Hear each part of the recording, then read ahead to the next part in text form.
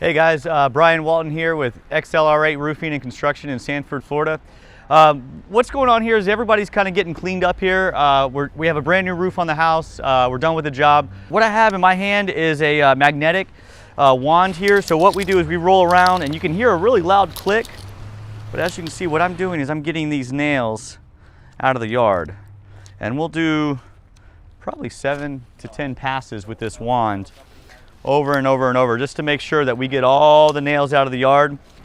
These are menacing nails. These are all roofing nails. These are all 1¼ inch roofing nails.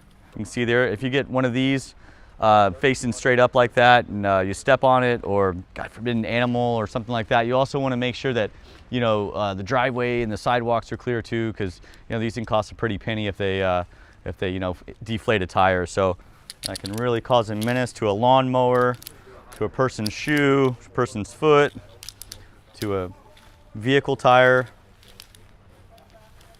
And as you can see here, it's just a little area, but the amount of nails that you'll pick up. Now this whole area was tarped when we did the roof, but because of the amount of nails, if you think about it, there's 60 shingles in a square, and the typical house is 30 squares, so you're talking 1,800 shingles, and there's 6 nails in every shingle. So I'm talking close to 10,000 nails that were on that roof that just all came out within a couple days while we did the job. There's other things in the yard too, just to make you aware of that the magnet's not going to pick up. These are the plastic from a plastic cap simplex. Okay, the magnet's not going to pick these up. Luckily, they make them usually bright green and bright orange, so they're pretty easy to spot.